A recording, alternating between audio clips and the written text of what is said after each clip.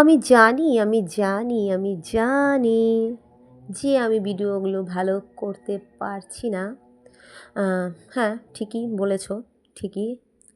যার জন্য তোমরা আমার ভিডিও দেখো না। ওকে, ওকে, নো প্রবলেম। কিন্তু আমার কথাগুলো তো শুনতে পারো। হুম?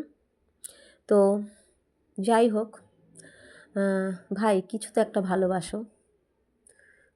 তো যাই হোক, খুব ফানি মজা করছিলাম। চলে এসেছি রান্নাঘরে, রসি ঘরে। সকালটা শুরু হয় রসি ঘর থেকে। তো সেটাই বলছিলাম।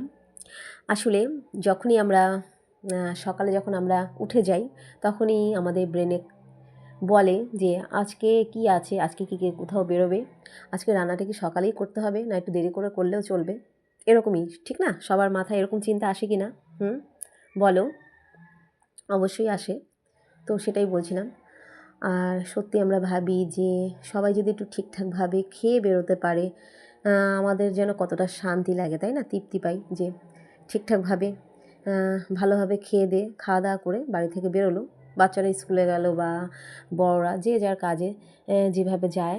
তো সত্যি এটাই চিন্তা সবার, সব মায়েদের, বৌদিদের, দিদিদের, সবার আমাদের মধ্যে এই চিন্তাটা কিন্তু খুবভাবে কাজ করে। তো কেন কাজ করে? এই যে রান্নাঘর, রসিঘর আর আমাদের শরীর স্বাস্থ্য, আমাদের মনকে, আমাদের জীবনকে সুস্থ, তাই না? সুস্থ রাখতে। তো আমাদের কাজ করার এনার্জিটাকে, পাওয়ারটাকে যোগায় খাদ্য, না এই রসিঘর থেকেই যেটা আসে। তো জানি অতটা ভালো ঠিক বলতে পারলাম না যেরকম বলতে চাইছিলাম, কারণ এত অল্প শর্ট টাইমের মধ্যে বেশি ভালো করে বলা যায় না, ঠিক আছে? যার জন্য এরকমই বললাম। কিন্তু আমরা জানি, আমরা সবাই জানি। তো সব মায়েরা, দিদিরা ভালো করেই জানো রান্নাঘরের ব্যাপারটা। এটা আর বেশি ভালো করে না বললেও তোমরা বুঝে যাও। তো চলে এলাম, অনেকটা বেলা হয়ে গেছে।